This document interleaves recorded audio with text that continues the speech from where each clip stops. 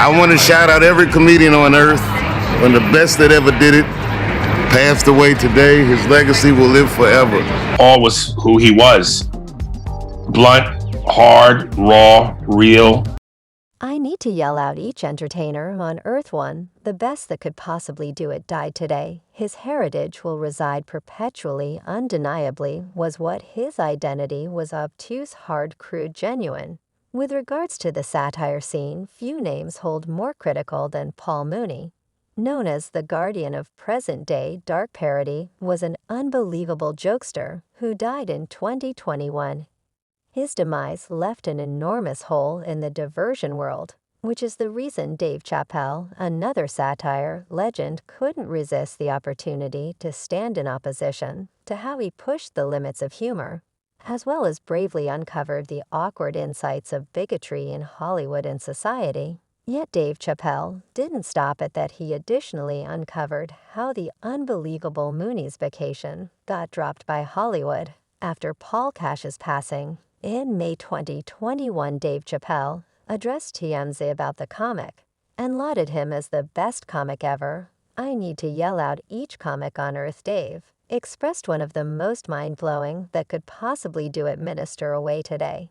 His heritage will reside perpetually. He's one of the very first individuals of color in the essayists organization. Paul Cash will be profoundly missed and fiercely recollected. That I'll see to that from his assertions. It showed that Chapelle needed to safeguard the tradition of Mooney anyway. Apparently Hollywood may be restricting this work, and will before long find the reason why Paul Mooney was brought into the world in Shreveport, Louisiana, to teen guardians George Gladney and Lavoya Ellery. He was raised by his grandma Eli, who gave him the moniker Mooney. He experienced childhood in a racial isolated South, where he by encountered the treacheries that accompany prejudice, and I was watching him. And I simply watch him consistently, and very much like he resembled a help to watch him perform and express the things he said that we as a whole needed to say, yet we're reluctant to say as a kid experiencing childhood in the profound South. Paul Mooney was very much familiar with the cruel real factors of racial isolation. In Shreveport, racial segregation was profoundly instilled in their day-to-day existence. Separate drinking fountains, isolated schools, and a general public partitioned by race were ordinary in this extreme climate.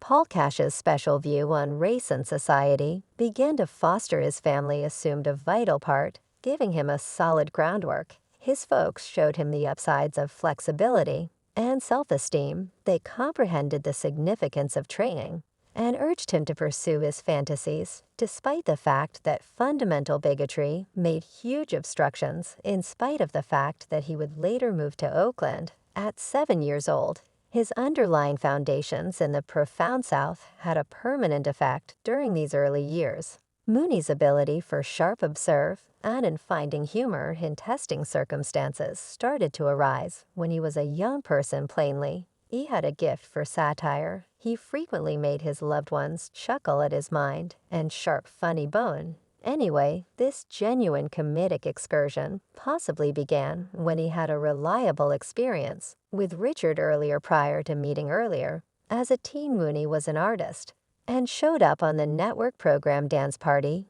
Yet in the wake of seeing Lenny Bruce act in the mid-60s, he found his calling. His initial endeavor into satire occurred by chance when he met the incredible Richard earlier. The two framed to make an organization that would extraordinarily impact parody for a long time. Earlier perceived Mooney's ability and welcomed him to join his composing group, denoting the start of an uncommon profession. Reviewing his most memorable experience with earlier in a meeting with Pop Matters, Mooney recollected that I was hosting a gathering and a companion of my sister, who was moving at the Bourbonalgo, had dated Richard and carried him to the loft.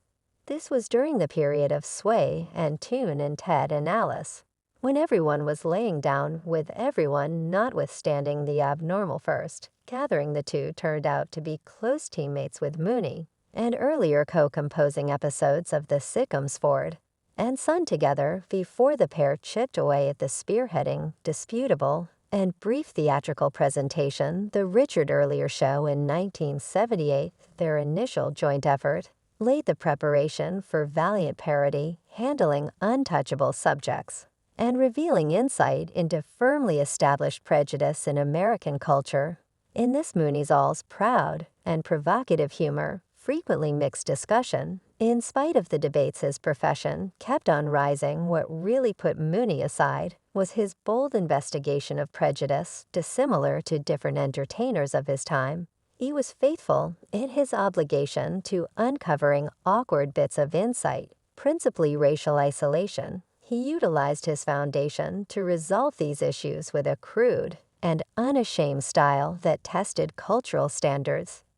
His plays weren't only for giggling, they filled in as a mirror for society, constraining everybody to stand up to their biases and predispositions. So anything that go down is about to go down, very much like that fine people, the remarkable person, Mr. Paul Mooney. He pushed the limits of what was viewed as satisfactory humor. The contention encompassing his parody were a demonstration of the effect he didn't simply expect to make individuals snicker, he needed to make them think. His sharp mind slice through the cultural veneer that frequently overlooked firmly established issues. Mooney's organization with Earlier went on until the last passing in 2005.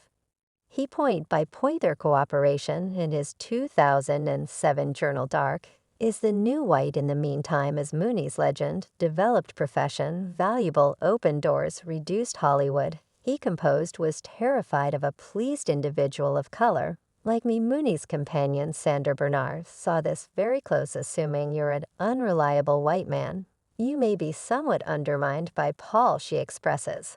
And notwithstanding the progress of his work, Mooney stayed out of the spotlight. Producer Robert Townsend thought his satire cut excessively profound a portion of the stuff he'd say would hit home so hard individuals in the crowd would go, "This ain't nothing to joke about." Regardless of that, he wound up writing extraordinary material for probably the greatest names in media outlets, which supported his profile in and around Hollywood. Mooney once filled in as an essayist and periodic entertainer on the Fox sketch satire series Unfiltered and Fabulous, fostering the person home slicey jokester, a sad kids performer who will not corrupt himself by moving for youngsters' kids. He likewise cut out an on-screen vocation with striking jobs in 1978's The Pal Holly Story, where he played vocalist Sam Cooke, the earlier featuring 1981 film bust, and Free in a couple of media outlet parodies, 1987's Hollywood Mix,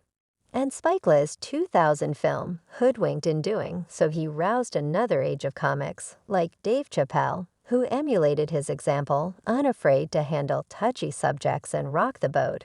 Very much like him, Dave once again introduced Mooney to more youthful ages by facilitating him on his now famous Chapelle show, where a portion of his acclaimed portraits were Ask a Dark Man, Mooney at the Motion Pictures, and Negrodamus, a play on the French crystal gazer Nostradamus, in which the unbelievable essayist, jokester, entertainer responded to inquiries from an extraordinarily dark viewpoint at the passing of Paul Mooney in May 2021 because of a heart assault at 79 years old in his Oakland home. Accolade began pouring in for the incredible comic, and of all Dave Chapelle's was the hottest. Chapelle's sincere words helped everybody to remember Mooney's enduring effect on the parody world. Chapelle recognized that among the monsters of parody, none was more noteworthy in his eyes than Mooney. In the realm of satire, mentorship is a unique bond, and Chapelle's accolade